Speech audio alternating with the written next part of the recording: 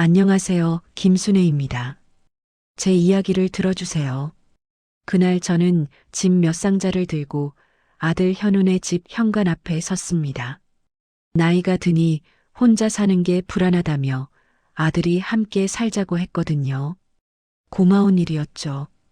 그런데 이상하게도 가슴 한구석이 무거웠습니다. 왜 그랬을까요? 지금 생각해보면 제 마음 깊은 곳에서 이미 무언가를 느끼고 있었던 게 아닐까 싶어요. 초인종을 누르자 며느리 지혜가 문을 열었습니다. 어머니 오셨어요? 방은 저쪽이에요. 짐은 최대한 정리해서 써주세요.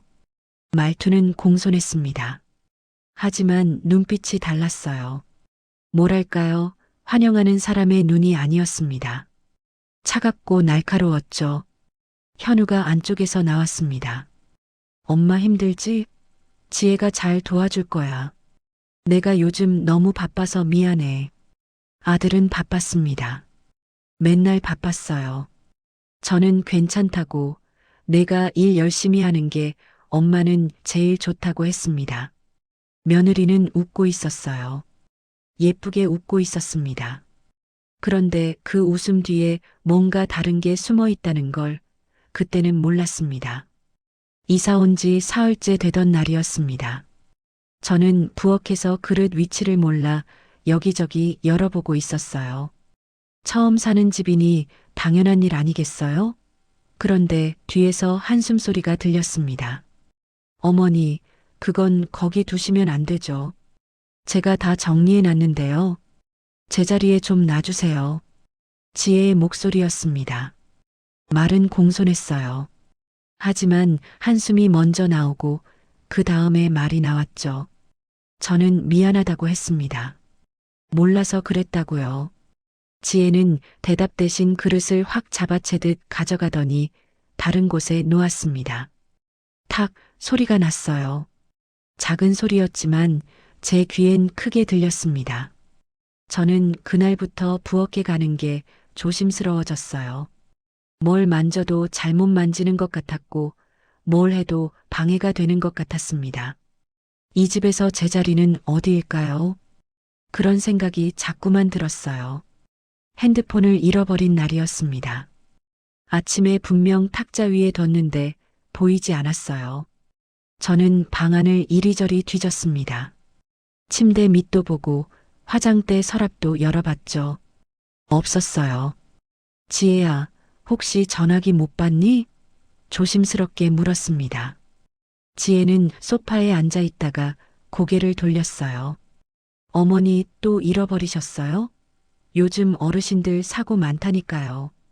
본인이 조심하셔야죠. 또요. 그 말이 가슴에 꽂혔습니다.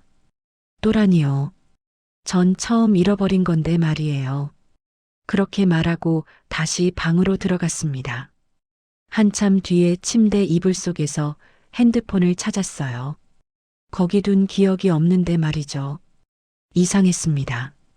하지만 나이가 드니 기억력이 떨어지나 싶었어요. 평생 시청 감사실에서 숫자랑 서류를 다뤘던 제가 말이에요. 언제부터 이렇게 허술한 노인이 되었을까요? 스스로가 한심하게 느껴졌습니다. 저녁 6시 현우가 퇴근했습니다. 현관문이 열리는 소리가 들리자 지혜의 얼굴이 환해졌어요. 완전히 다른 사람이 됐죠. 여보 왔어요? 오늘 많이 힘들었죠? 당신 좋아하는 갈비찜 해놨어요. 목소리가 달콤했습니다. 아까 저한테 하던 그 목소리가 아니었어요. 엄마, 우리 지혜 착하지? 어머니 오늘 많이 피곤해 보이시더라고요. 제가 옆에서 도와드렸어요. 지혜가 현우에게 말했습니다. 현우는 고맙다며 지혜 어깨를 토닥였어요. 저는 웃었습니다. 그래, 고맙다. 지혜 덕분에 편하게 잘 지내고 있어. 그렇게 말했죠. 말하면 뭐 하겠어요. 괜히 집안 분위기만 이상해질 텐데요. 밥상에 앉았습니다. 지혜는 현우 앞에 반찬을 이것저것 놓아줬어요. 이건 여보가 좋아하는 거. 이건 오늘 새로 만든 거예요. 저는 김치만 집어 먹었습니다. 다른 반찬은 제 앞까지 오지 않았거든요. 일주일쯤 지났을까요? 지혜가 가계부를 들고 거실로 왔습니다. 어머니, 잠깐 이야기 좀 할게요. 소파에 앉으라더군요. 요즘 보이스피싱이 정말 많잖아요. 뉴스 보면 어르신들이 피해 당하는 거 진짜 많더라고요. 지혜가 말을 꺼냈습니다. 저는 고개를 끄덕였어요. 그래, 나도 봤어. 무서운 세상이야. 그래서요, 어머니 생활비 통장은 제가 함께 관리할게요. 혹시라도 어머니가 실수하시면 우리가 감당 못하잖아요. 지혜가 웃으며 말했습니다. 걱정하는 척이었어요. 하지만 눈은 웃지 않았습니다. 내가 그렇게 믿을 수가 없나? 그 말이 목구멍까지 올라왔지만 삼켰습니다. 대신 이렇게 말했어요. 알았어. 내가 도와주면 고맙지. 지혜는 만족한 얼굴로 통장을 가져갔습니다. 그날 밤 저는 오래 잠을 못 잤어요. 뭔가 잘못되고 있다는 느낌이 들었습니다. 하지만 뭐가 잘못됐는지 콕 짚어 말할 수가 없었어요. 저녁을 준비하던 날이었습니다. 지혜가 나가고 저 혼자 있을 때였어요. 국을 끓이려고 간장을 꺼내다가 그만 손이 미끄러졌습니다. 병이 바닥에 떨어지며 깨졌어요. 간장이 사방으로 튀었습니다. 아이고, 이를 어쩌나. 얼른 걸레를 가지러 갔습니다. 그때 현관문이 열렸어요. 지혜가 들어왔습니다. 뭐 하는 거예요? 지혜의 목소리가 날카로웠습니다. 어머니, 또요? 제가 하루 종일 치우고 또 치우라고요? 제발 좀 조심하세요. 목소리가 컸어요. 처음 듣는 큰 목소리였습니다. 저는 미안하다고 지금 치우고 있다고 했어요. 손이 떨렸습니다.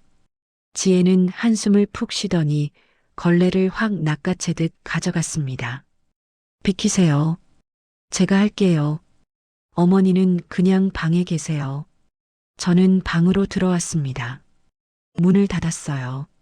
가슴이 쿵쿵 뛰었습니다. 나는 민폐가 된 걸까요? 정말 문제투성이 늙은이가 된 걸까요? 눈물이 났습니다. 작은 방, 탁상 스탠드 하나만 켜놓고 앉아 있었습니다. 통장하고 수첩을 꺼내 펼쳐봤어요. 숫자들이 보였습니다. 제가 평생 모은 돈이었죠. 이 돈으로 뭘 할 수 있을까요? 요양원에 갈 수는 있을까요? 혼자 작은 방이라도 얻을 수 있을까요? 그런 생각들이 스쳐 지나갔습니다. 내가 정말 문제투성이가 된 걸까? 아니면 누군가에게 걸림돌이 된 걸까? 혼자 중얼거렸어요. 대답은 없었습니다. 고요했죠. 젊었을 때 생각이 났습니다. 시청 감사실에서 일하던 시절이요. 그때는 누구도 저를 무시하지 않았어요. 서류 하나하나 정확하게 보는 눈, 숫자 하나 틀리지 않게 잡아내는 능력. 다들 인정해줬습니다. 그런 제가 지금은 간장 하나 제대로 못 잡는 늙은이가 됐네요. 스탠드 불빛을 보며 한참을 앉아 있었습니다. 그날 밤은 유난히도 길었어요. 다음 날 아침이었습니다. 지혜가 제 방으로 들어왔어요. 얼굴이 굳어 있었습니다. 손에 통장 내역서를 들고 있었죠. 어머니, 이게 뭐예요? 지혜가 서류를 내밀었습니다. 어머니, 통장에서 500만 원이 빠져나갔어요. 본인이 이체하신 거 맞죠? 저는 서류를 받아봤습니다. 정말 500만 원이 빠져나가 있었어요. 날짜는 엊그제였습니다. 내가 이체를 했다고? 기억이 없었어요. 아니야, 나는 그런 거 안 했어. 지혜야, 이거 뭔가 잘못된 거 아니야? 제가 말했습니다. 지혜는 고개를 저었어요. 어머니, 본인 명의로 나간 거예요. 비밀번호도 맞았고요. 어머니 아니면 누가 해요? 저는 아무 말도 할 수 없었습니다. 정말 제가 한 걸까요? 기억이 안 나는 걸까요? 머릿속이 하얘졌어요. 지혜는 한숨을 쉬며 나갔습니다. 저는 통장 내역서를 들고 한참을 멍하니 앉아 있었어요. 그날 이후 제 삶은 조용히 무너져 내리기 시작했습니다. 그리고 저는 아직 몰랐습니다. 이것이 며느리의 첫 번째 공격이라는 걸요. 500만 원이 사라진 다음 날 저녁이었습니다. 식탁에는 반찬이 가득했어요. 잡채, 갈비찜, 나물 여러 가지까지요. 지혜가 다 차려놓고 있었습니다. 어머니, 어제는 제가 말이 좀 심했죠? 지혜가 환하게 웃으며 말했어요. 죄송해서요. 오늘은 어머니 좋아하시는 것들로 준비했어요. 현우가 들어왔습니다. 와, 이게 다 뭐야? 지혜야, 바쁜데 이걸 다 했어? 아들은 기뻐했어요. 엄마, 지혜가 얼마나 챙기는지 알지? 우리 지혜밖에 없어. 저는 고맙다고 했습니다. 그런데 이상했어요. 며느리는 아들이 있는 순간 완전히 다른 사람이 되었습니다. 목소리 톤도, 표정도, 행동도요. 마치 연극을 하는 것 같았어요. 아주 능숙한 배우처럼 말이죠. 식사 내내 지혜는 현우만 챙겼습니다. 여보, 이것도 먹어봐요. 오늘 특별히 만든 거예요. 저는 조용히 밥만 먹었어요. 그게 편했습니다. 다음 날 아침 현우가 출근했습니다. 차 시동 소리가 멀어지자 집안 공기가 확 바뀌었어요. 무겁고 차가워졌습니다. 저는 부엌으로 갔습니다. 지혜야, 나도 아침 좀 먹으려고 조심스럽게 말했어요. 지혜는 설거지를 하다 말고 돌아봤습니다. 표정이 싸늘했어요. 어머니 밥은 저기 김치 꺼내 드세요. 저 나가봐야 돼요. 바쁘거든요. 목소리가 차가웠습니다. 어젯밤 환하게 웃던 그 사람이 맞나 싶었어요. 냉장고 문을 열었습니다. 어제 식탁에 가득했던 반찬들이 다 사라져 있었어요. 김치 한 통만 덩그러니 있었습니다. 밥도 없었어요. 전부 다 치워버렸나 봅니다. 저는 김치 한 조각 꺼내 물에 말아 먹었어요. 목이 메었습니다. 음식이 아니라 서러움 때문이었죠. 그날 오후였습니다. 갑자기 어지러웠어요. 방에 누웠는데 식은땀이 났습니다. 가슴도 답답했죠. 혈압약을 먹어야 하는데 물도 마시기 힘들었어요. 지혜야, 미안한데 물 좀 부탁할게. 거실로 나가 말했습니다. 지혜는 핸드폰을 보다가 힐끔 쳐다봤어요. 어머니, 제가 지금 바빠요. 부엌에 컵 있잖아요. 하지만 저는 일어서기가 힘들었습니다. 다리에 힘이 없었어요.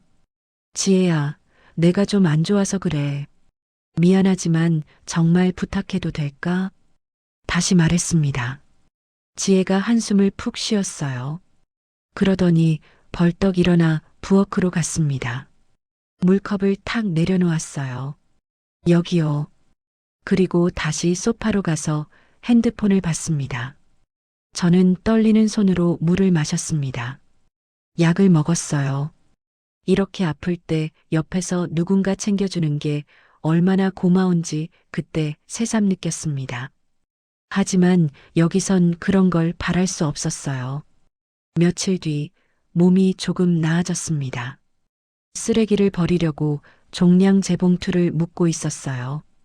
그때 뭔가 바닥에 떨어졌습니다. 상자였어요. 허리를 굽혀 집어들었습니다. 샤넬이라고 써 있었어요. 명품 가방 상자였습니다. 봉투를 열어봤죠.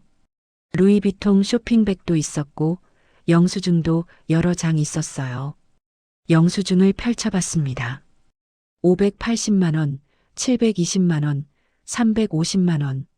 숫자들이 보였어요. 날짜도 확인했습니다. 최근 한 달 사이였습니다. 우리 집 형편이 이렇게 여유로웠나요? 현우 월급으로 이런 소비가 가능한 건가요? 고개를 갸웃거렸습니다. 뭔가 이상했어요. 하지만 며느리 일에 제가 뭐라 할 처지도 아니었죠. 상자를 다시 봉투에 넣었습니다. 그런데 가슴 한구석이 불편했어요. 왜 그랬을까요? 그때는 잘 몰랐습니다. 나중에 알게 됐죠. 그 돈이 어디서 나온 건지 말이에요. 점심때였습니다. 지혜 핸드폰이 울렸어요. 현우였습니다. 지혜가 스피커폰으로 받았어요. 제가 있는 거실에서요. 여보세요, 여보. 지혜의 목소리가 갑자기 달콤해졌습니다. 아까 그 차가운 목소리는 온데간데 없었어요. 지혜야, 엄마 아침 잘 챙겼어? 점심은 같이 드시고? 현우가 물었습니다. 지혜는 저를 힐끗 보더니 웃으며 대답했어요. 그럼요. 제가 어떻게 안 챙기겠어요. 어머니 요즘 속이 안 좋으시다고 해서요. 제가 오늘 아침에 죽 끓여드렸어요. 잘 드셨어요. 지혜가 환하게 말했습니다. 저는 그 자리에 굳어버렸습니다. 죽이요? 오늘 아침에요? 저는 물에 마른 김치 한 조각밖에 못 먹었는데요. 어떻게 저렇게 자연스럽게 거짓말을 할 수 있을까요? 역시 우리 지혜야. 엄마는 며느리 복 타고났다니까. 현우가 웃으며 말했습니다. 저는 조용히 있었어요. 저녁 무렵이었습니다. 어지러움이 다시 왔어요. 이번엔 더 심했습니다. 방에서 나오다가 휘청거렸죠. 벽을 짚었습니다. 지혜야, 내가 좀 많이 안 좋은 것 같아. 병원에 좀 가봐야 할 것 같은데. 조심스럽게 말했어요. 지혜는 TV를 보다가 저를 봤습니다. 표정이 귀찮다는 표정이었어요. 어머니, 저 지금 약속 있어요. 택시 타고 가세요. 돈은 있으시잖아요. 차갑게 말했습니다. 하지만 제가 택시를 혼자 타고 병원에 갈 수 있는 상태가 아니었어요. 지혜야, 미안하지만 오늘만 좀 도와줄 수 없을까? 나 혼자 가기엔 좀 힘들 것 같아서 다시 한번 부탁했습니다. 지혜가 한숨을 크게 쉬었어요. 그리고 중얼거렸습니다. 아픈 노인은 정말 손이 많이 가네. 필요 없는데. 작은 소리였지만 들렸습니다.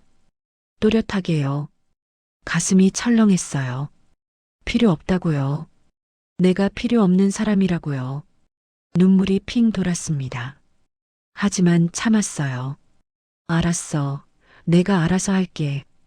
그렇게 말하고 방으로 들어왔습니다. 혼자 누워서 생각했어요.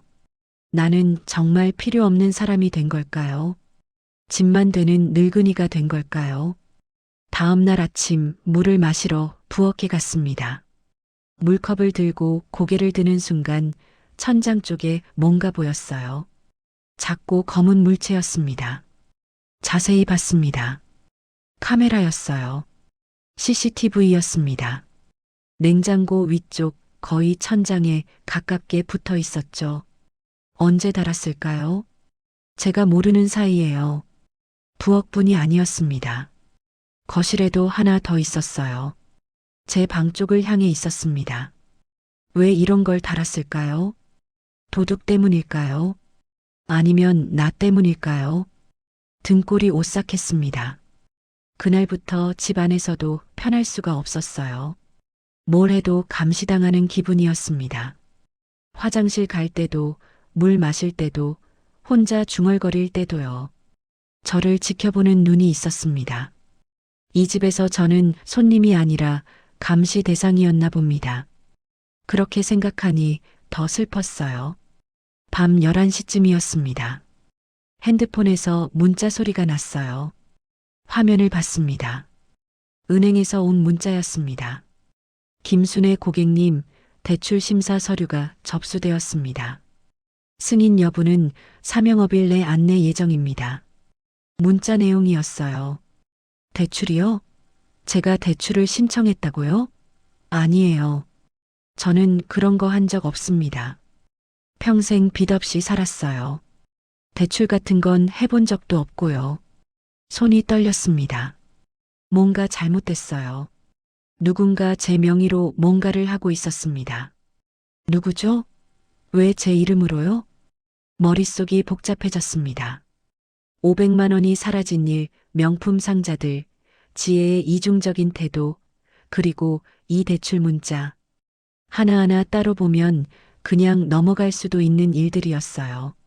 하지만 다 모아놓고 보니 뭔가 보였습니다. 이건 우연이 아니야. 누군가 의도적으로 하고 있는 거야.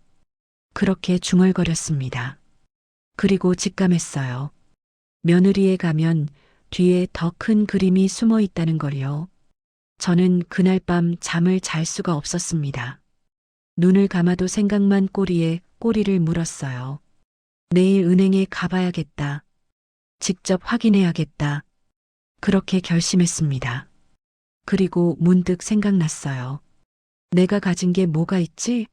통장에 있는 돈, 현우 아버지가 남긴 것들, 잠깐 아버지가 남긴 그것들. 그것도 혹시 노리는 건 아닐까요? 현우 아버지는 돌아가시기 전에 저한테 말씀하셨어요. 여보, 내가 준비해 둔 게 있어. 나중에 필요할 때 쓰세요. 아무한테도 말하지 말고. 남편은 조용한 사람이었지만 평생 성실하게 일했습니다. 그리고 알뜰하게 모았죠. 그때는 무슨 말인지 잘 몰랐어요. 나중에 서류를 정리하다 알게 됐습니다. 남편이 얼마나 많이 준비해뒀는지요. 그게 지금 120억쯤 됩니다. 부동산, 주식, 여러 곳에 나눠져 있었어요. 현우도 몰라요. 제가 말 안 했으니까요. 필요할 때 주려고 했죠. 하지만 지금 상황을 보니 말하면 안 될 것 같았습니다. 혹시 지혜가 알게 되면 어떻게 될까요? 생각만 해도 아찔했어요. 그날 밤 저는 결심했습니다. 이 비밀은 지켜야겠다고요. 그리고 며느리가 뭘 하고 있는지 정확히 알아내야겠다고요. 더 이상 당하고만 있을 수는 없었습니다. 다음 날 아침 일찍 집을 나왔습니다. 며느리가 일어나기 전에요. 은행은 9시에 문을 열었습니다. 저는 첫 번째 손님이었어요. 김순애 고객님 맞으시죠? 창구 직원이 웃으며 물었습니다. 네, 맞습니다. 어제 대출 관련 문자를 받았는데 제가 신청한 적이 없어서요. 조심스럽게 말했어요. 직원이 컴퓨터를 확인했습니다. 표정이 미묘하게 변했어요. 고객님, 지난주 화요일에 며느님 되시는 분이 다녀가셨는데요. 대출 상담을 받으셨습니다. 며느리가요? 가슴이 철렁했습니다. 네, 이지혜 님이 맞으세요. 어머니께서 몸이 불편하셔서 대신 왔다고 하셨어요. 서류도 일부 가져가셨고요. 저는 아무 말도 못했습니다. 며느리가 제 몰래 은행에 와서 제 이름으로 대출을 받으려 했다는 거잖아요. 왜요? 왜 제 명의로요? 직원이 조심스럽게 말했습니다. 그런데 고객님, 며느님께서 하신 말씀이 있는데요. 어머니가 요즘 기억력이 많이 떨어지셔서 본인이 뭘 하는지 잘 모르신다고요. 순간 머리가 띵했습니다. 지혜가 저를 치매 환자 취급한 거였어요. 은행 직원한테까지 그렇게 말한 겁니다. 숨이 막혔어요. 직원님, 제 통장 거래 내역 좀 보여주시겠어요? 최근 석 달치요. 떨리는 목소리로 말했습니다. 직원이 내역서를 뽑아줬어요. 천천히 살펴봤습니다. 500만 원 출금, 날짜는 지난달 15일이었어요. 그날 뭐가 있었을까요? 명품 상자에서 본 영수증을 떠올렸습니다. 날짜를 확인했어요. 똑같았습니다. 15일이었어요. 더 살펴봤습니다. 300만 원 출금, 지난달 22일. 또 명품 영수증 날짜와 맞아떨어졌어요. 720만 원 출금, 이번 달 3일. 이것도 루이비통 영수증 날짜였습니다. 돈이 빠져나간 날짜와 며느리가 명품을 산 날짜가 정확히 일치했어요. 우연일까요? 아니에요. 이건 우연이 아니었습니다. 평생 숫자를 다뤘던 제 눈이 틀릴 리 없었어요. 이건 명백한 횡령이었습니다. 며느리가 제 돈으로 명품을 사고 있었던 거예요. 손이 떨렸습니다. 분노 때문이 아니었어요. 슬픔 때문이었습니다. 어떻게 사람이 이럴 수 있을까요? 한 집에 살면서요. 집으로 돌아왔습니다. 며느리는 나가고 없었어요. 다행이었죠. 저는 방문을 잠그고 통장, 영수증, 은행 내역서를 전부 꺼내 놓았습니다. 책상 위에 쫙 펼쳐놓고 하나하나 대조했어요. 날짜, 금액, 출금 내역, 카드 사용처까지요. 숫자들이 하나의 그림을 만들기 시작했습니다. 손은 떨리지 않았어요. 머리는 맑았습니다. 마치 옛날로 돌아간 것 같았어요. 시청 감사실에서 일하던 그때요. 젊은 날에 제가 떠올랐습니다. 부정회계를 잡아내던 시절이요. 숫자 하나 놓치지 않고 정확히 짚어내던 그 눈으로 서류를 봤어요. 이런 조작 옛날에도 많이 봤지. 혼잣말을 했습니다. 누군가 고의로 돈을 빼돌릴 때 나타나는 패턴이었어요. 규칙적이지만 눈에 띄지 않게 조금씩 여러 번요. 며느리는 제가 그냥 늙은 노인인 줄만 알았겠죠. 숫자 볼 줄 모르는 사람인 줄이요. 하지만 틀렸어요. 저는 평생 이 일을 했습니다. 그 눈은 아직도 살아 있었어요. 서류를 정리하며 생각에 잠겼습니다. 내가 누구였지? 그냥 늙은 시어머니였나요? 아니에요. 저는 김순애였습니다. 시청 감사실 김순애요. 옛날 기억이 선명하게 떠올랐어요. 상사가 했던 말이요. 김주무관, 또 잡았군. 당신 눈은 역시 다르다니까. 감사실 눈이야. 그때 저는 자랑스러웠어요. 제 일에 자부심이 있었죠. 누구도 제 앞에서 숫자를 속이지 못했습니다. 서류 한 장, 영수증 한 장도 놓치지 않았어요. 그런데 언제부터였을까요? 제가 저를 잊어버린 게요.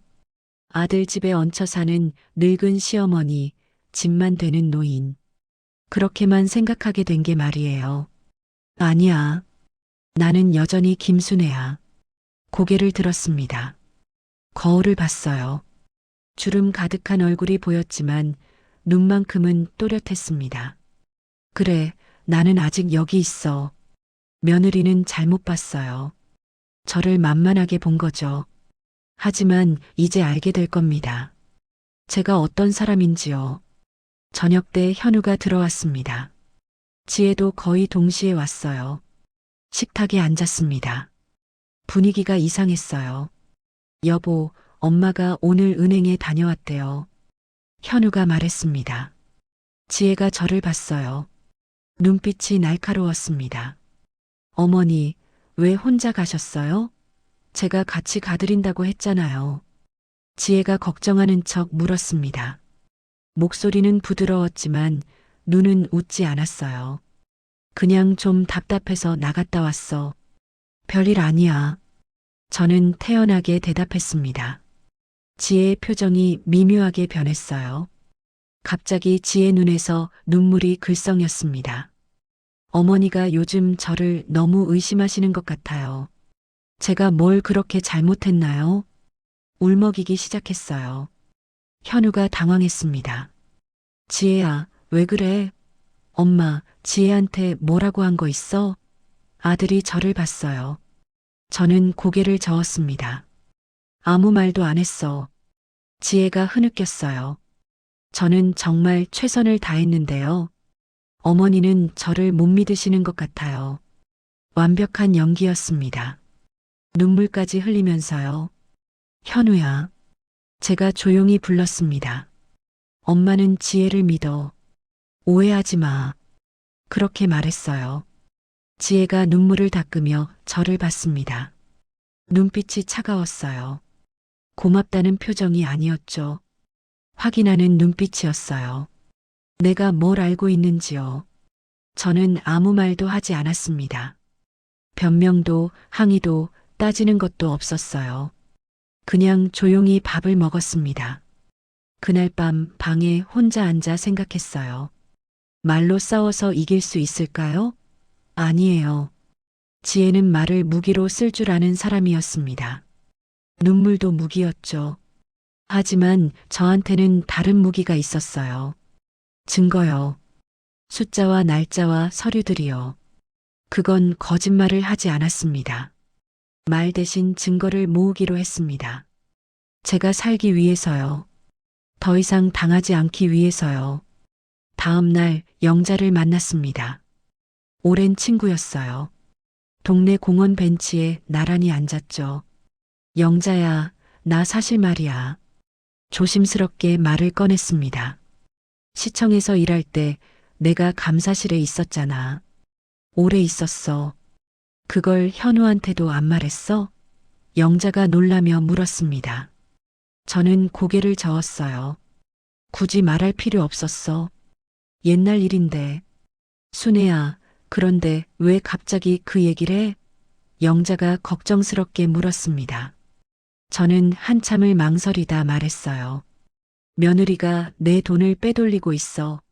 내 명의로 대출도 받으려고 했고, 영자가 숨을 멈췄습니다. 뭐, 증거는 있어? 있어. 다 확인했어. 날짜도 금액도 전부 맞아떨어져. 그럼 당장 현우한테 말해야지. 영자가 다급하게 말했습니다. 저는 고개를 저었어요. 아직은 안 돼. 지혜는 연기를 잘해. 말로는 내가 못 이겨. 현우는 지혜를 완전히 믿고 있고 꼼짝 못해 아니 아직 실체를 몰라. 그럼 어떻게 할 건데? 증거를 더 모을 거야. 확실하게. 누가 봐도 의심할 수 없을 만큼. 그때 보여줄 거야. 영자가 제 손을 잡았습니다. 순애야, 내가 그런 일을 할 줄 아는 사람이라는 거 난 알아. 넌 감사실에서 얼마나 일 잘했어. 다시 해봐. 옛날처럼. 고마웠어요. 영자의 말이요. 저는 혼자가 아니었습니다. 그날 밤 집에 돌아와서 생각했습니다. CCTV 말이에요. 며느리가 저를 감시하려고 단 카메라요. 그런데 문득 생각이 들었어요. 그 카메라가 오히려 며느리를 찍고 있지 않을까요? 핸드폰을 꺼냈습니다. CCTV 앱이 깔려 있었어요. 며느리가 설치한 거였죠. 접속해 봤습니다. 아이디랑 비밀번호는 와이파이 공유기에 적혀 있었어요.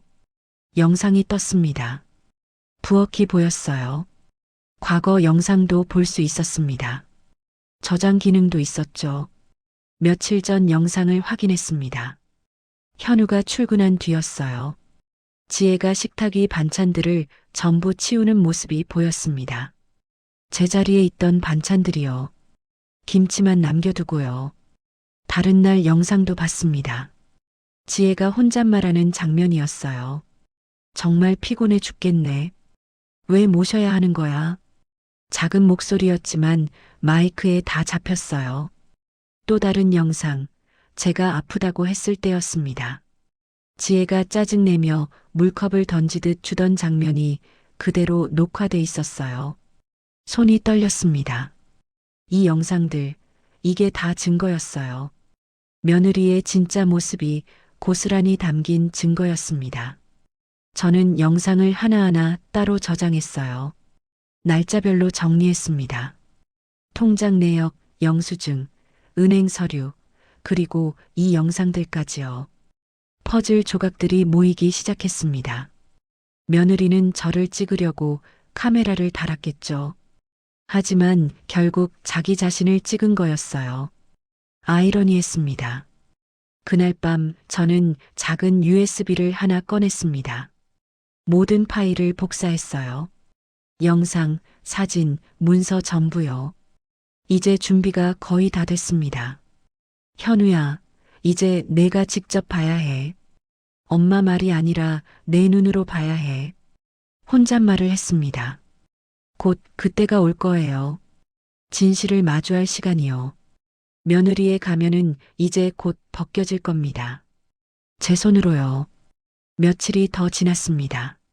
저는 매일 밤 증거들을 확인했어요. 빠진 게 없는지, 날짜가 맞는지, 영상이 제대로 저장됐는지요. CCTV 영상을 다시 봤습니다. 지혜가 반찬을 치우는 장면, 현우가 들어오자 다시 가져다 놓는 장면이 선명했어요. 한 번이 아니었습니다. 여러 번이었죠. 또 다른 영상도 있었어요. 제가 물을 달라고 했을 때요. 지혜가 짜증내며 한숨 쉬던 모습, 컵을 던지듯 내려놓던 순간까지 다 찍혀 있었습니다. 가장 충격적인 건 따로 있었어요. 제가 방에 있을 때 지혜가 거실에서 전화하던 장면이었습니다. 친구한테 전화한 것 같았어요. 아니, 진짜 시어머니 모시는 거 너무 힘들어. 맨날 이것저것 시키고 빨리 요양원이나 갔으면 좋겠어. 웃으면서 하는 말이었어요. 농담처럼요. 하지만 농담이 아니었습니다. 진심이었어요. 그 말을 듣는 순간 가슴이 무너졌습니다. 내가 정말 그렇게 짐이었구나. 확실히 알게 됐죠. 영상을 끄고 한참을 앉아 있었습니다. 슬펐어요. 하지만 이제 감정에 휘둘릴 때가 아니었습니다. 해야 할 일이 있었으니까요. 금요일 저녁이었습니다. 현우가 일찍 들어왔어요. 주말이라 그랬던 것 같습니다. 지혜는 친구 만난다며 나가고 없었죠. 기회였습니다. 저는 작은 USB를 손에 쥐고 거실로 나갔어요. 현우는 소파에 앉아 TV를 보고 있었습니다. 현우야. 조용히 불렀습니다. 현우가 고개를 돌렸어요. 왜 엄마? 무슨 일 있어? 저는 USB를 내밀었습니다. 이거 좀 봐라. 엄마 말은 믿지 말고 내 눈으로 직접 봐. 손이 떨렸어요. 하지만 목소리는 단호했습니다. 현우가 USB를 받아들었어요. 이게 뭔데? 의아한 표정이었죠. 내가 아는 집이 진짜 내가 아는 집이 맞는지 확인해봐. 그것만 말했습니다. 엄마, 무슨 소리야? 현우가 불안해하기 시작했어요. 저는 대답 대신 방으로 들어왔습니다. 더 말하고 싶지 않았어요. 보면 알 테니까요. 문을 닫고 귀를 기울였습니다. 현우가 노트북을 켜는 소리가 들렸어요. USB 꽂는 소리도요. 그리고 조용해졌습니다. 1시간쯤 지났을까요? 아무 소리도 들리지 않았어요. 저는 방문을 조금 열고 밖을 봤습니다. 현우가 소파에 앉아 있었어요. 노트북을 무릎에 올려놓고요. 화면을 멍하니 보고 있었습니다. 얼굴이 창백했어요. 영상이 재생되고 있었습니다. 지혜가 반찬을 치우는 장면이었어요. 현우는 마우스를 움직여 다른 영상을 열었습니다. 지혜가 전화하며 웃는 장면이었죠. 현우의 손이 떨렸습니다. 다음 영상, 또 다음 영상을 계속 봤어요. 하나하나 볼 때마다 표정이 굳어갔습니다.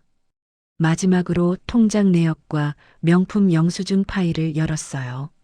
날짜가 일치하는 걸 확인하는 순간 현우가 노트북을 덮었습니다. 고개를 떨구고 한참을 그대로 있었어요. 어깨가 떨렸습니다.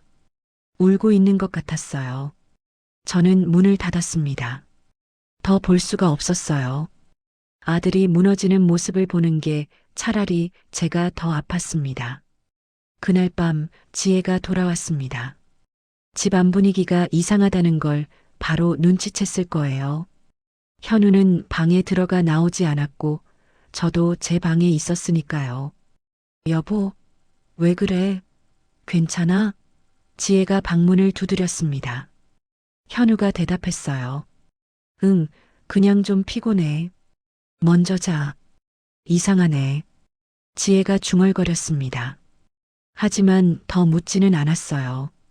그날 밤은 그렇게 조용히 지나갔습니다. 토요일 내내 현우는 말이 없었어요. 밥도 거의 안 먹었습니다. 지혜가 뭘 물어도 대답이 짧았죠. 응, 아니, 그냥. 지혜는 불안해하기 시작했습니다. 여보, 무슨 일 있어? 내가 뭘 잘못했어? 계속 물었어요. 현우는 고개만 저었습니다. 저는 방에서 나오지 않았어요. 밥도 거르고 가만히 있었습니다. 곧 폭풍이 올 거라는 걸 알고 있었으니까요. 일요일 아침 현우가 제 방으로 왔습니다. 엄마, 나 지혜랑 얘기 좀 해야겠어. 오늘 저녁에 조용히 말했어요. 눈이 충혈돼 있었습니다. 알았어. 그렇게 해. 저도 조용히 대답했습니다. 드디어 그 순간이 왔구나. 가슴이 두근거렸어요. 일요일 저녁 6시였습니다. 현우가 거실 테이블에 노트북을 놓았어요. USB도 꽂았습니다. 그리고 지혜를 불렀죠. 지혜야, 여기 앉아봐. 얘기 좀 하자. 목소리가 무거웠습니다. 지혜가 불안한 얼굴로 소파에 앉았어요. 저도 거실로 나갔습니다. 구석 의자에 조용히 앉았어요. 현우가 저를 봤습니다. 고개를 끄덕였죠. 여보, 무슨 일이야? 왜 이렇게 분위기가 무거워? 지혜가 억지로 웃으며 물었습니다. 현우는 대답 대신 노트북을 열었어요. 이거 좀 봐. 영상 하나를 재생했습니다. 지혜가 반찬을 치우는 장면이었어요. 화면 속 지혜는 귀찮다는 표정으로 시어머니 자리 반찬들을 싹 들고 부엌으로 갔습니다. 지혜의 얼굴이 굳었어요. 이건 뭐야? 왜 이걸 보는 거야? 당황하기 시작했죠. 더 있어. 현우가 다음 영상을 틀었습니다. 지혜가 전화하며 요양원 얘기하는 장면이었어요. 지혜의 목소리가 스피커로 또렷하게 들렸습니다. 빨리 요양원이나 갔으면 좋겠어. 그 말이 거실에 울려 퍼졌어요. 이건 오해야. 지혜가 급하게 말했습니다. 나 그날 너무 힘들어서 그랬어. 농담이었어, 진짜로. 농담? 현우의 목소리가 차가워졌어요. 이게 농담으로 들려? 엄마한테 반찬 안 주는 것도 농담이야? 여보, 그건 어머니가 드시기 전에 치운 거야. 다시 드리려고 했어. 지혜가 변명했습니다. 하지만 목소리가 떨렸어요. 현우가 통장 내역을 화면에 띄웠습니다. 그리고 명품 영수증 사진을 나란히 놓았어요. 그럼 이건? 날짜 좀 봐. 엄마 통장에서 돈 빠진 날이랑 내가 명품 산 날이 똑같아. 지혜의 얼굴이 새하얘졌습니다. 그건 우연이야. 내가 따로 산 거야. 우연? 한 번도 아니고 3번이나? 현우가 다른 내역들도 보여줬어요. 500만 원, 300만 원, 720만 원. 날짜가 전부 명품 구매일과 일치했습니다. 저는 그냥 앉아서 지켜봤습니다. 아무 말도 하지 않았어요. 숫자가 말해주고 있었으니까요. 그리고 이건 현우가 마지막 서류를 꺼냈습니다. 은행에서 받은 대출 상담 기록이었어요. 엄마 명의로 대출 받으려고 했지? 엄마가 치매라고 은행 직원한테 말하면서 지혜가 입술을 깨물었습니다. 대답하지 못했어요. 할 말이 없었던 거죠. 그때였습니다. 현우 핸드폰이 울렸어요. 모르는 번호였습니다. 현우가 받았죠. 여보세요? 목소리가 떨렸습니다. 상대방이 뭔가 말하고 있었어요. 현우의 표정이 더 굳어졌습니다. 네, 김현우 맞습니다. 네, 대출 서류요? 제가 제출한 적 없는데요. 현우가 지혜를 봤습니다. 지혜는 고개를 숙였어요. 전화기에서 나오는 목소리가 커서 저도 들렸습니다. 은행 직원이었어요. 서류 위조 의심으로 내부 조사가 시작됐다고 했습니다. 횡령이랑 사기 미수 혐의도 함께 확인 중이라고요. 필요하면 금융감독원이랑 경찰도 연락할 수 있다고 했습니다. 알겠습니다. 협조하겠습니다. 현우가 전화를 끊었어요. 손이 떨리고 있었습니다. 지혜는 소파에 주저앉았습니다. 얼굴이 새파랗게 질려 있었어요. 여보, 나 정말 말을 잇지 못했습니다. 정말 뭐? 현우가 차갑게 물었습니다. 정말 오해야? 정말 실수야? 그럼 이 모든 게 다 뭐야? 대답이 없었습니다. 지혜는 그저 고개를 숙인 채 앉아 있을 뿐이었어요. 한참이 지났습니다. 지혜가 고개를 들었어요. 눈물은 없었습니다. 이제 우는 연기도 하지 않았죠. 알았어. 지혜가 말했습니다. 내가 했어. 돈도 썼고 대출도 받으려고 했어. 만족해? 목소리가 차가웠어요. 아까 그 울먹이던 목소리가 아니었습니다. 완전히 다른 사람 같았어요. 왜? 현우가 물었습니다. 왜 그랬어? 우리가 뭐가 부족했어?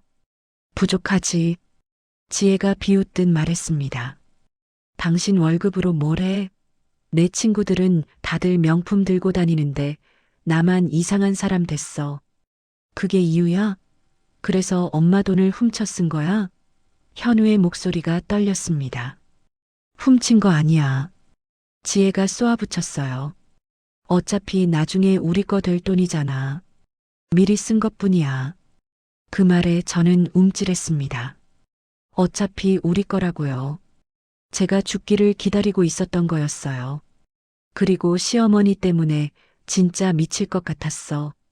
지혜가 계속 말했습니다. 맨날 이것저것 시키고 집에만 있고 내 인생이 다 묶이는 것 같았다고. 가면이 완전히 벗겨진 얼굴이었습니다. 그게 진짜 지혜였어요. 처음부터 끝까지 연기했던 거죠. 현우는 아무 말도 못했습니다.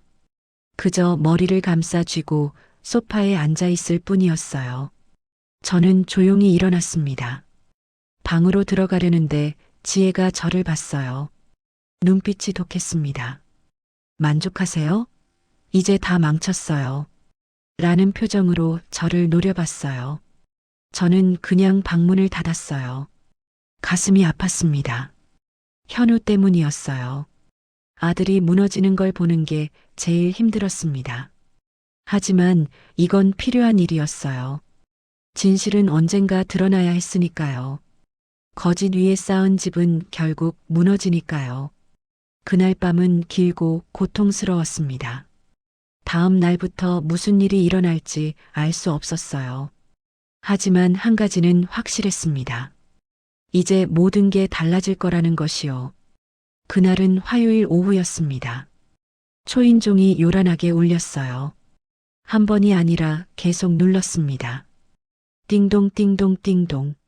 지혜가 현관문을 열었습니다. 저는 방 안에 있었지만 목소리가 다 들렸어요. 남자 목소리 둘이었습니다. 이지혜 씨 맞으시죠? 목소리가 거칠었어요. 언제까지 피할 거예요? 5억이에요, 5억. 이자만 벌써 7천만 원 넘었다고요. 뭐라고요? 현우 목소리였습니다. 그날 현우는 재택 근무 중이었거든요. 5억이 뭐예요? 무슨 소리예요? 당신 부인이 우리한테 돈 빌려갔어요. 작년부터요. 주식한다고 금방 갚는다고 했는데 연락도 안 받고 우리도 먹고 살아야 한다고요. 저는 방문을 살짝 열고 밖을 봤습니다. 두 남자가 서 있었어요. 얼굴이 험악했습니다. 지혜는 창백한 얼굴로 서 있었고요. 여보, 이게 무슨 일이야? 현우가 떨리는 목소리로 물었습니다. 지혜는 대답하지 못했어요. 입술만 바들바들 떨었죠. 다음 주까지 2천만 원이라도 안 갚으면 법적 조치 들어갑니다. 남자가 서류 한 장을 던지듯 건네고 갔어요. 쿵쾅쾅 계단을 내려가는 소리가 들렸습니다. 문이 닫혔습니다. 집안이 조용해졌어요. 하지만 공기는 무거웠습니다. 여보 들어봐. 지혜가 현우 팔을 잡았습니다. 나 정말 어쩔 수 없었어. 우리 살려고 한 거야. 당신 월급으론 도저히 안 되잖아. 5억을 주식으로 날렸다고? 현우 목소리가 떨렸어요. 너 정신이 있어? 미안해. 정말 미안해. 하지만 다 당신 때문이야. 지혜가 울기 시작했습니다. 당신이 돈을 제대로 벌었으면 내가 이런 짓 했겠어? 뭐? 현우가 당황했어요. 내 탓이라고? 그래, 당신 탓이야. 지혜 목소리가 커졌습니다. 친구들 만날 때마다 얼마나 부끄러운 줄 알아? 남편은 이것밖에 못 버냐고 비웃잖아. 나도 살고 싶었어. 그리고 당신 엄마. 지혜가 저를 가리켰어요. 저는 문틈으로 보고 있었거든요. 저 사람 때문에 내가 얼마나 힘들었는데. 맨날 눈치만 보고 시중만 들고 내 인생은 없는 거야? 현우는 아무 말도 못했습니다. 지혜의 말에 점점 흔들리고 있었어요. 여보, 나 지금 너무 힘들어. 내가 왜 이렇게 됐는지 모르겠어. 지혜가 현우 가슴에 얼굴을 묻었습니다. 제발 날 버리지 마. 나 당신밖에 없어. 현우가 지혜를 안았습니다. 제가 보고 있는데도요. 가슴이 철렁했어요. 며칠이 지났습니다. 집 안 분위기는 최악이었어요. 현우와 지혜는 매일 싸웠습니다. 돈 문제 때문이었죠. 그런데 금요일 저녁 지혜가 조심스럽게 현우를 불렀습니다. 여보, 나 할 말이 있어. 저는 방에 있었지만 문틈으로 들을 수 있었어요. 나 임신한 것 같아. 지혜가 작은 목소리로 말했습니다. 약국에서 테스트기 샀는데 2줄이 나왔어. 뭐, 정말? 현우 목소리가 떨렸어요. 그런데 기쁨이 아니라 당황한 떨림이었습니다. 응, 나도 놀랐어. 지혜가 눈물을 흘렸어요. 근데 여보, 나 어떡하지? 빚도 있고 우리 형편도 이런데 아기를 낳아도 되는 걸까? 지혜야. 현우가 지혜를 안았습니다. 괜찮아. 우리 아이잖아. 어떻게든 할게. 그날 밤 현우 표정이 달라져 있었어요. 아기 때문이었죠. 아빠가 된다는 생각에 마음이 흔들린 거였습니다. 저는 방에서 한숨을 쉬었어요. 임신이라니. 이제 상황이 더 복잡해질 것 같았습니다. 일요일 아침이었습니다. 현우가 제 방으로 왔어요. 표정이 무거웠습니다.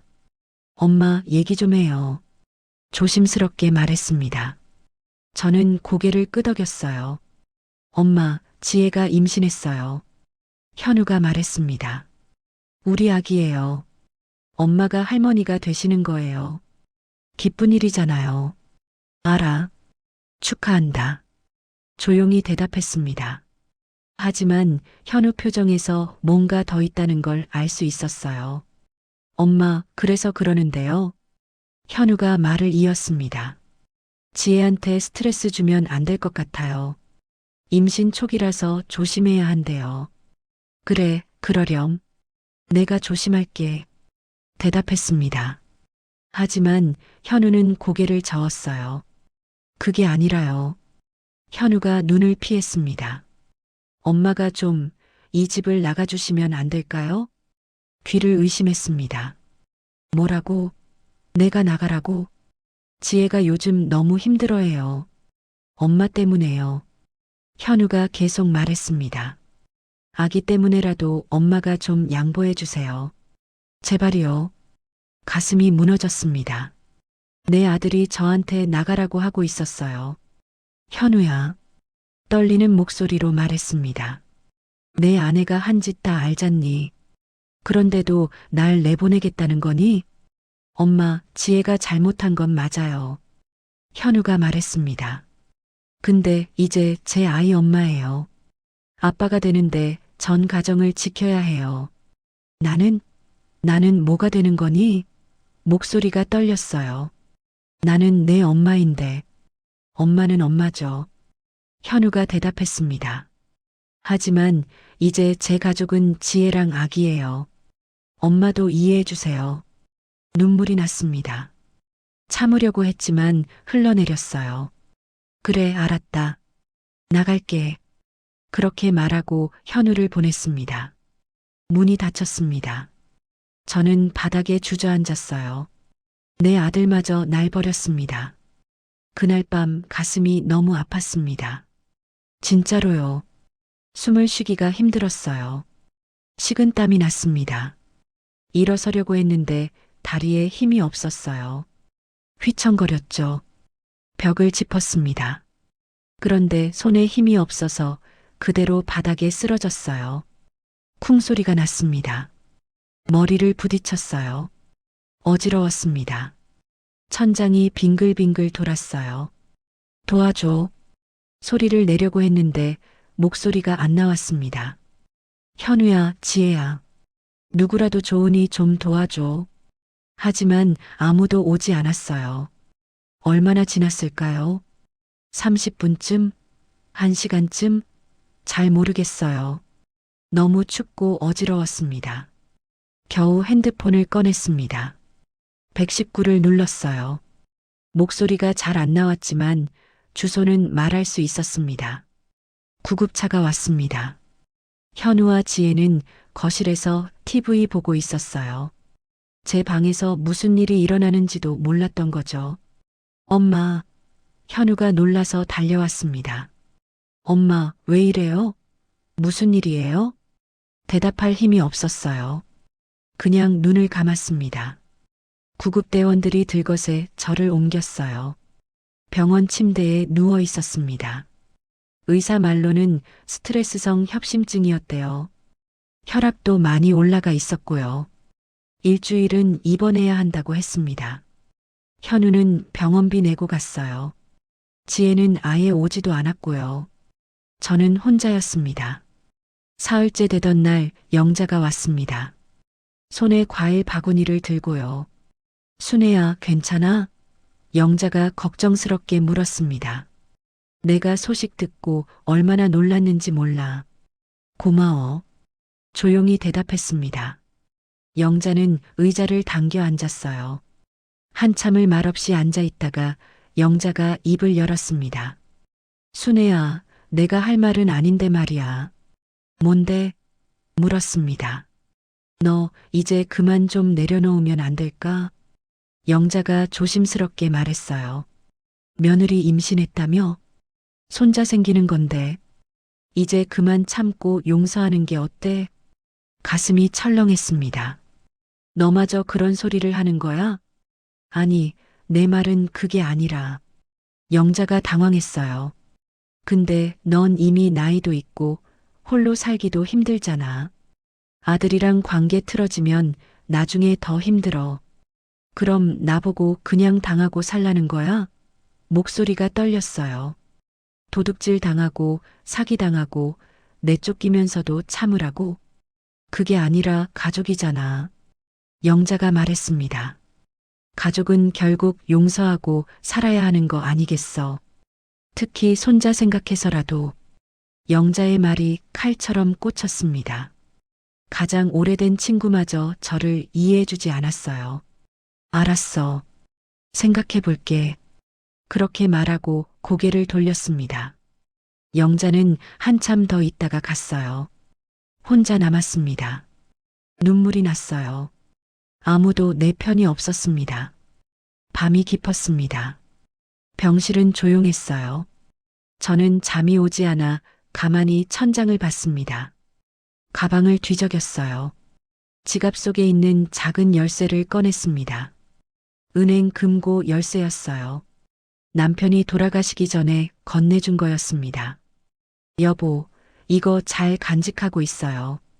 나중에 꼭 필요할 날이 올 거예요. 남편의 목소리가 들리는 것 같았어요. 열쇠를 보며 생각했습니다. 120억. 부동산, 주식, 예금. 남편이 평생 모은 거였어요. 현우도 모르는 돈이었죠. 이제 그걸 쓸 때가 온 것 같았습니다.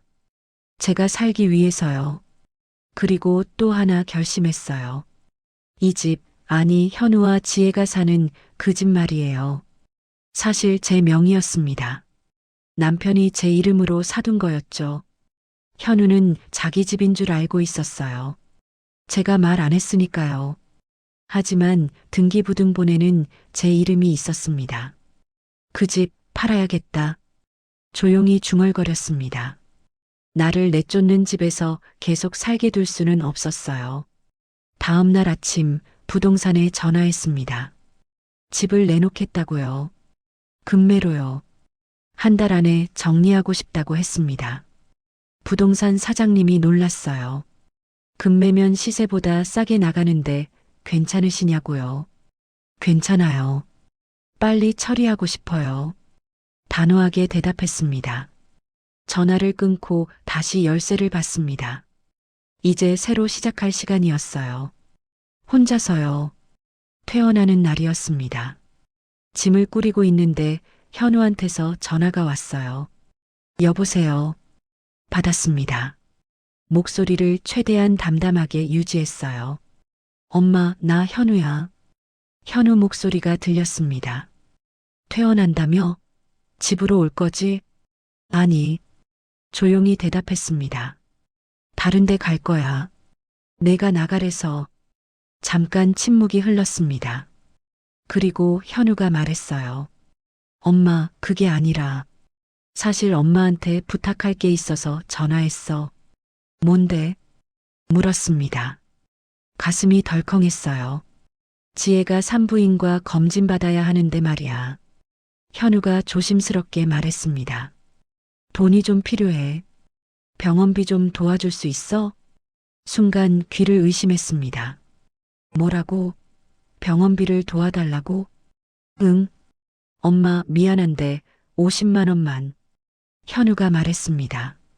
이번 달 카드값 나가고 나니까 여유가 없어서. 웃음이 나왔습니다. 비웃음이었어요. 현우야, 너 지금 무슨 말하는 거니? 엄마, 그래도 손주 아니야. 현우가 말했습니다. 엄마도 할머니 되는 건데 이 정도는 도와줄 수 있잖아. 너 정신이 있니? 목소리가 떨렸습니다. 날 내쫓고 병원비도 안 내주고 이제 지혜 병원비를 내라고? 엄마 병원비는 냈잖아. 현우가 항변했어요. 그리고 지혜는 임산부라고. 조금만 이해해줘. 전화를 끊었습니다. 더 이상 들을 수가 없었어요. 손이 떨렸습니다. 분노 때문이었죠. 어떻게 사람이 이럴 수 있을까요? 내 아들이 이럴 수가 있을까요? 가방을 들고 병실을 나왔습니다. 뒤돌아보지 않았어요. 이제 진짜로 새로 시작해야 했습니다. 엘리베이터를 기다리는데 문득 생각났어요. 한 달 뒤면 집 매매가 완료될 거예요. 그때 현우와 지혜는 알게 되겠죠. 그 집이 누구 거였는지, 그리고 이제 누구 것도 아니게 됐다는 걸요. 입가에 희미한 미소가 지어졌습니다. 쓸쓸했지만 단호했어요. 이제 120억의 비밀도 집 매매 사실도 모든 게 곧 드러날 거였습니다. 퇴원하고 일주일쯤 지났습니다. 저는 영자네 집에 잠시 머물고 있었어요. 작은 방 하나를 빌렸죠. 짐은 많지 않았습니다. 평생 모은 게 몇 상자에 들어가더군요. 어느 날 오후 현우한테서 전화가 왔습니다. 엄마, 지금 어디야? 급해. 당장 좀 와봐. 목소리가 다급했어요. 왜? 무슨 일인데? 물었습니다. 현우는 대답 대신 주소를 말했어요. 부동산 중개소 주소였습니다. 뭔가 심상치 않았어요. 하지만 가봐야 할 것 같았습니다. 옷을 챙겨 입고 나갔어요. 부동산에 도착했습니다. 현우와 지혜가 먼저 와 있었어요. 지혜 얼굴은 새하얗고 현우는 서류를 손에 쥐고 있었습니다. 엄마, 이게 뭐야? 현우가 서류를 내밀었어요. 집 매매 계약서였습니다. 우리 집을 판다고? 엄마가? 조용히 서류를 받아봤습니다. 제 서명이 돼 있었어요. 맞아. 내가 팔았어. 무슨 소리야? 그게 무슨 소리야? 현우가 소리쳤습니다. 그 집은 우리 집이잖아. 우리가 사는 집이라고. 부동산 사장님이 끼어들었어요. 죄송한데요. 집 등기부등본 보시면 알 텐데요. 명의자는 김순애 고객님이세요. 아드님 명의 아닙니다. 현우가 얼어붙었습니다. 뭐라고요? 부동산 사장님이 등기부등본을 꺼내 보여줬어요. 현우는 떨리는 손으로 받아봤습니다. 정말로 제 이름이 적혀 있었죠. 엄마, 이게 대체... 현우가 저를 봤어요. 왜 말 안 했어? 우리 집인 줄 알았는데. 내 아버지가 내 명의로 사둔 거야. 조용히 말했습니다. 혹시 모를 일에 대비해서 내 아버지는 신중한 사람이었어. 그럼 우리는?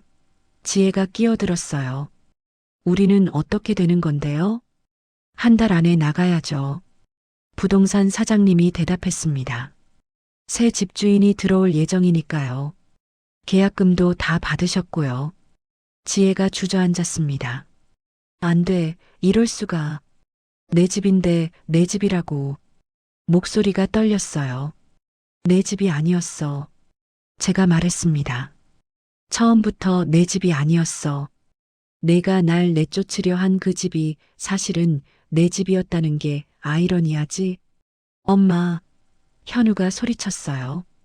이게 복수야? 우릴 길거리로 내모는 거야? 복수가 아니야. 담담하게 대답했습니다. 나를 지키는 거야. 내가 살아남으려면 내 것을 지켜야 했어.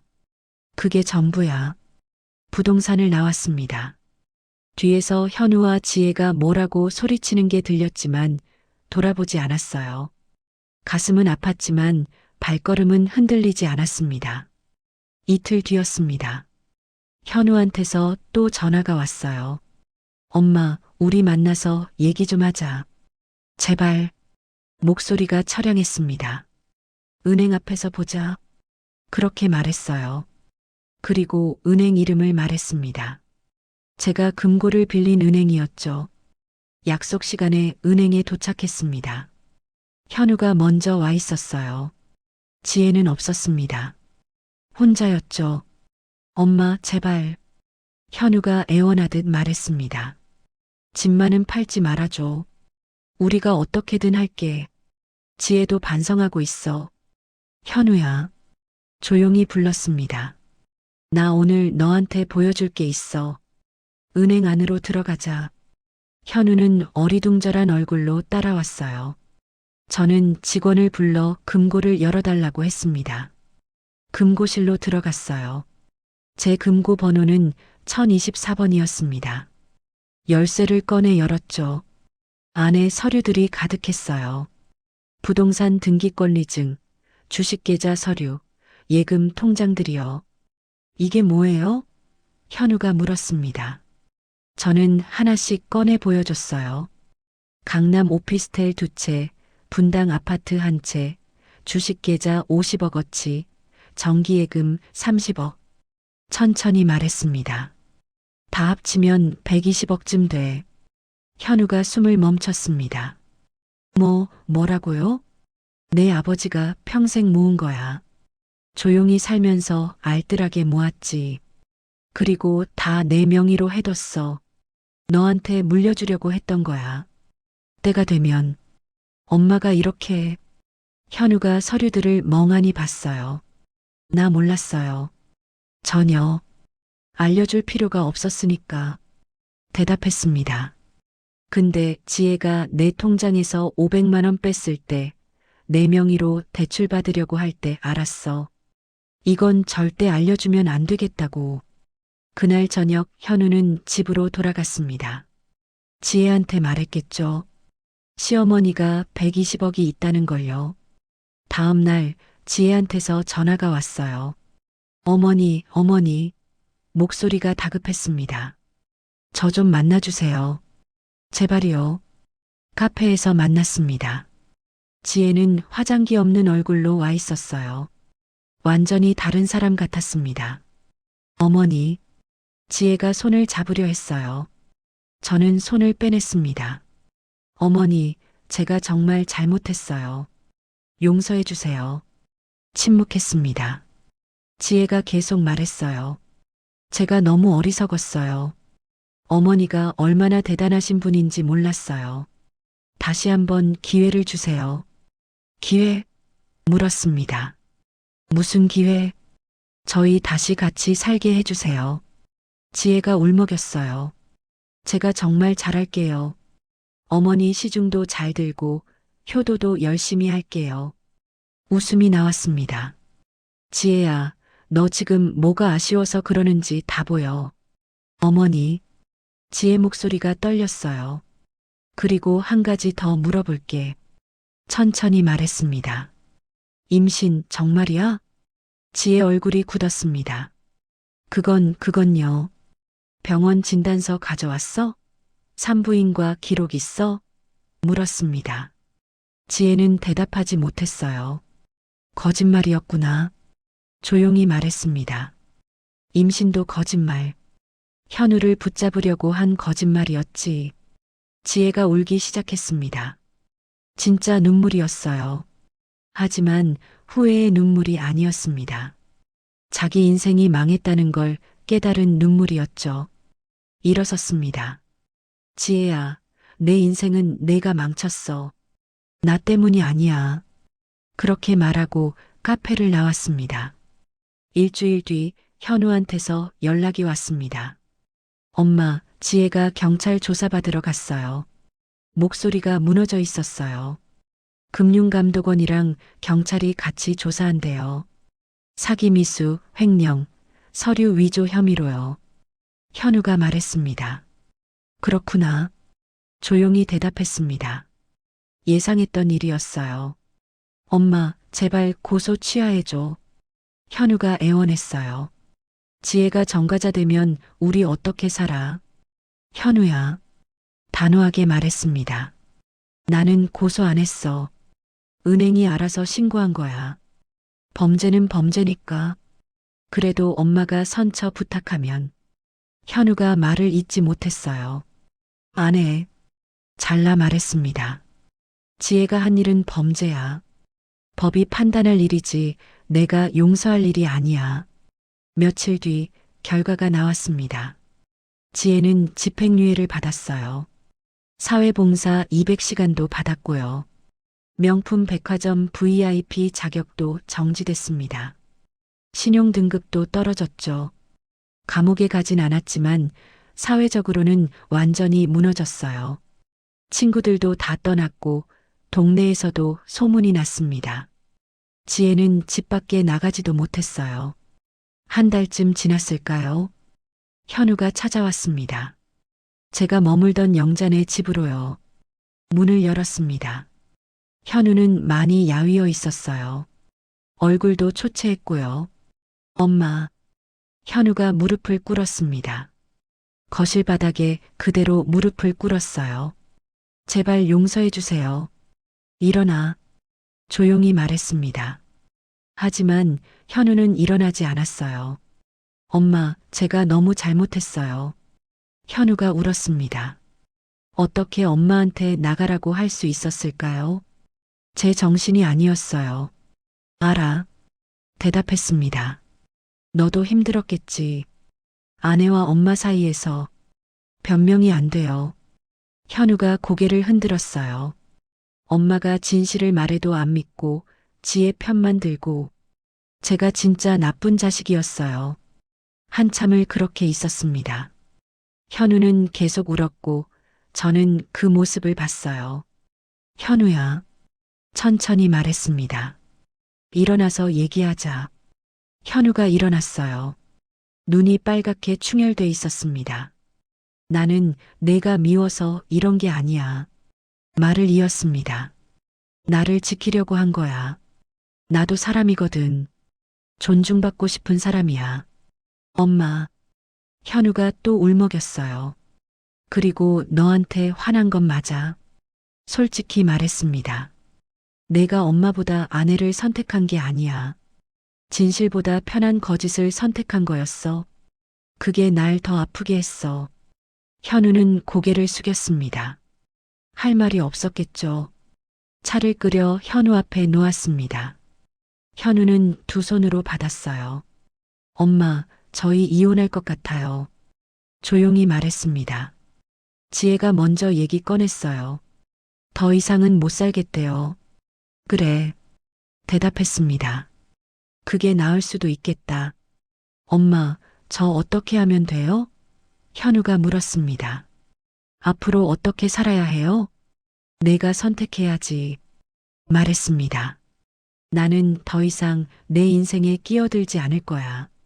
엄마는 앞으로 어떻게 하실 거예요? 현우가 물었어요. 나 생각했습니다. 사실 이미 결정해뒀어요. 작은 아파트 하나 알아봤어. 혼자 살기 딱 좋은 크기로. 조용한 동네에 있어.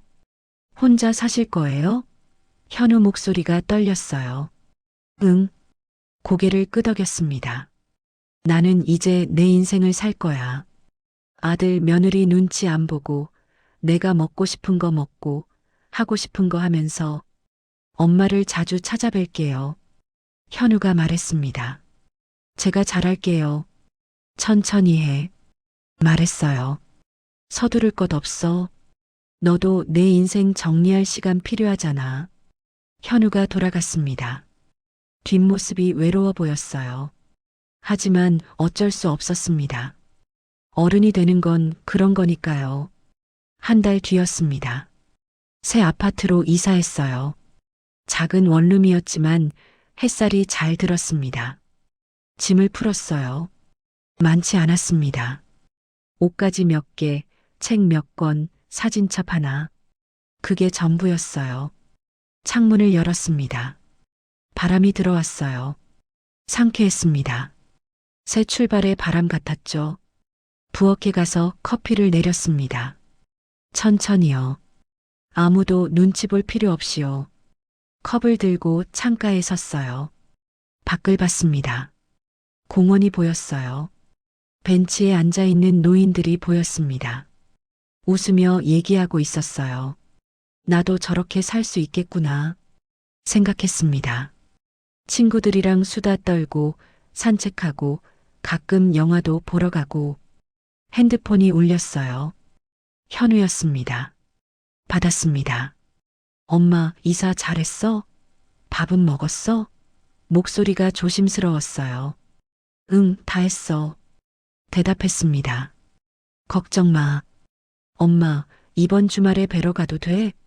현우가 물었어요. 그래 와. 말했습니다. 근처 맛있는 국밥집 찾아뒀어. 같이 먹자. 전화를 끊었습니다. 미소가 지어졌어요. 작았지만 따뜻한 미소였습니다. 돌아보니 참 먼 길을 왔네요.